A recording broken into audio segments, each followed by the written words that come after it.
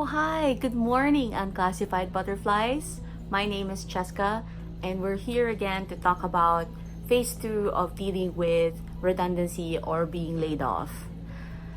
So, I've been sleeping, probably binging on this, or having not so good sweet stuff, and that's normal. That's normal for all of us who've gone through this, and you're fine. Now, I'm here today to share with you 3 tips on how to get yourself out of bed and do well during this time that you're dealing with redundancy or being laid off. So, this is probably how it feels like the very next day or several days after you found out or when it's effective. Again, the effective date can be 30 days after, and this time around in this phase 2 is that you're trying to look for a job, right? Because that's the next important thing that you think about, is to land on a job easily. There are a few things that pressures you at this point. Money is the big one. Credibility is another. Third is actually sense of security. Most likely you've been checking different job sites, asking people around, checking your network, asking your friends if they have openings, etc.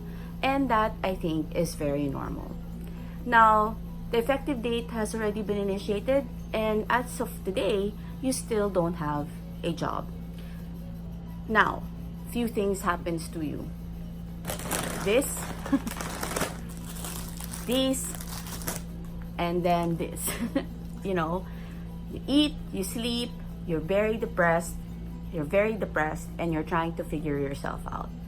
Now, since you're in a very high emotional state, the situation may become worse because you end up trying to cocoon yourself and to think on your own about this. Today, in the second phase of discussing dealing with redundancy and obviously dealing with other health issues at the same time, is something I want to talk about. This said, you're going through a roller coaster of emotions. You've contacted your friends, you've checked all the different job sites or applications and trying to send your resume out. You might have been called a few times or maybe none. So if it's none or a few times and it goes on stale, the worry and anxiety goes up. Your equivalent feeling of depression goes up as well. And this time around, your anxiety and your depression mixed up, added in pressure or worry about money, may lead you to doing many other things. Now, I'm here today to share with you 3 tips on how to productively deal with the time being that you don't have a job and looking for one, post being told that you're going to be laid off or in a redundancy.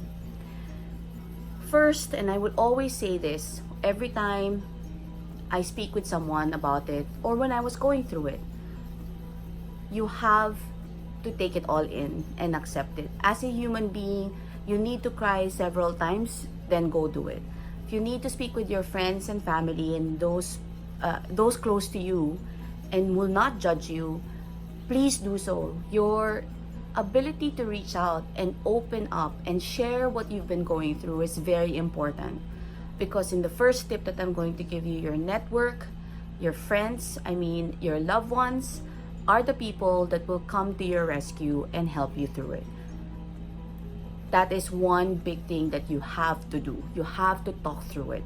And the reason for that is if you end up trying to talk yourself through it, and in this case, kind of different from what I do in the self-talk, it might be very destructive because you will end up only talking about or thinking about the not so good things that happened and the whys, etc., the ifs.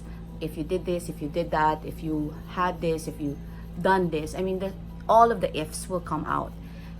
And so it might not be leading to the right direction. Now, I would always caution that when you do choose your friends, and you better choose them wisely, these people will help you through it and not necessarily make you even feel worse. You have to find your tribe.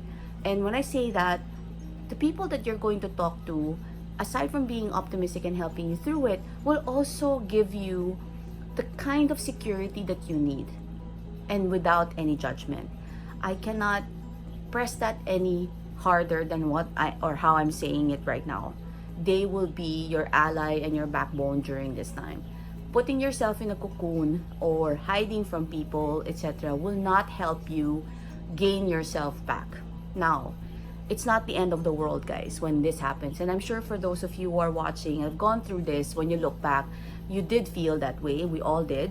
But it isn't the end of the world. It isn't the end of your job. It's not the end of your career. You will have another chance to it. Whether you take the same job role laterally or elsewhere in another organization or another type of work, it's still not the end. Now, I have been an advocate, and I've always been an advocate of self-talk. In this case, I would probably say not the moment to do self-talk, because when you self-talk in this particular instance, it might be leading to more not so good conversations with yourself. My tip in number one, as you're being socially connected with your friends and family, is really being true and authentic with yourself, that you're going through something really tough. And most of us are used to just keeping it all in and then showing the world our brave face. Now, that's good. I mean, to some extent. But to be honest with people around you that you're going through something is good. It's actually going to make you even stronger, not just in your eyes, because you're going to hear things that you would help you kind of stand up again, but it's also going to make your friends and family look at you as somebody stronger. Remember, strength or being strong or brave or courageous doesn't happen all the time, like every second of the day. And I say this all the time to everyone. It actually gets triggered on moments when you feel the most weak and defeated, that you rise above it. Now, even getting up in bed right now is going to be quite hard because you feel that pain and you feel that sorrow. So the fact that you actually socialize and talk to friends is already first step forward to being better. Now, the second, and also equally important, is that you become productive. When I say productive, doesn't mean that you're running around the house and, putting schedules in, etc. It's about being purposeful in your productivity.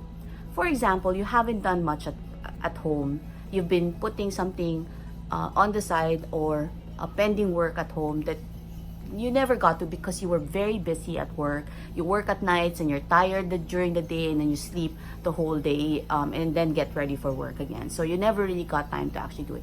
This is the perfect time to start doing it.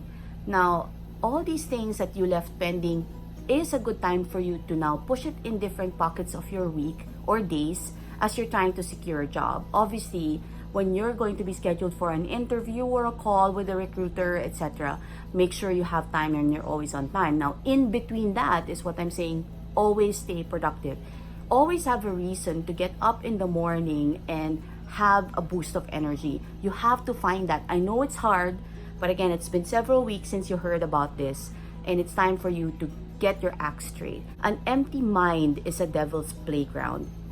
So when it's empty and it's being now a space for you to always be haunted by your past and things that's going on, you will find yourself feeling more anxious and worrying and now computing for all the payments you have to make and you don't have money yet.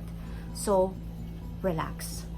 You will be able to go through it and you will find a way to be able to pay up. Now, it may be delayed, and I get that, but this time around, being productive will help you feel very positive. And that energy, that chi will flow in, and some of you might not believe me, but there is. That positive energy will attract other things to come for you, opportunities. That positive energy, that aura that you will have in the day because you're being productive will attract all these opportunities. Recruiters will call. I promise you it will, because your mind is actually set to actually take over the world again. The third most important tip, actually they're all equally important. Do not be desperate. Make sure that the next company that you work for, you have a reason to be there, that you have studied them, that you know that it's culturally fit for you, and that you'll see some progress when you actually join them. So Many times, because of our desperation and we've been waiting for a job for so long, after we've heard about the announcement, you sign the first contract that comes in, the first interview, and you say, oh, it's a sign from God that I'm getting this interview right now, and so this is the job I'm going to have, because it's a sign. No. Opportunities will come, guys. It will continue to come. It's about being very precise with what you want to do, and that this organization you're going to be in fits exactly what you want in your life. Remember, they're going to be part of your resume, so be proud of it. Be proud that it's actually going to be in your resume, and you by knowing what they stand for, you will be able to figure out if you fit in that organization. So desperation, avoid that. Remember to study the company that you're going to sign off. My bonus tip: from the time that you heard of the news, and it's an awful news, to this time, whether it be several days or weeks, and you're still trying to land on a job, a gift was actually handed off to you, and that is time. Time to reflect, time to put yourself back together, time to look into your purpose and your drive and determination, time to actually fill the gaps that you've lost because you were busy working. This is it. It was given to you so that you rekindle all those things and put that fire back in your heart. Everything that happens with us in our lives is actually perfect timing.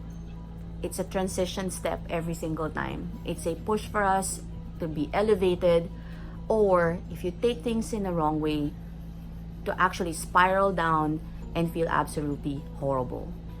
But you have a choice. The gift that was given to you, which is time, is a choice to make it as fulfilling as you can, even if you don't have a job. A job doesn't make or break you. It is a playground to actually fulfill your dreams. Your job is a playground to actually live your purpose. It's very important, and when you actually were pushed to a pause, is to review why you do what you do. And so I hope that you use this time to actually rekindle that fire. And if you haven't done so, and you haven't put your goals back on track, or you haven't even done any goal setting, it's time to do so. So while you rekindle relationships with friends, being more productive and not being desperate and looking for the next job, the most important layer there is, do you know what you want to do next and why? Now, answer the why first, because that's the key. Everything else will follow. There is abundance in this world. Therefore, there's abundance of jobs. So I want you to know that it is not the end.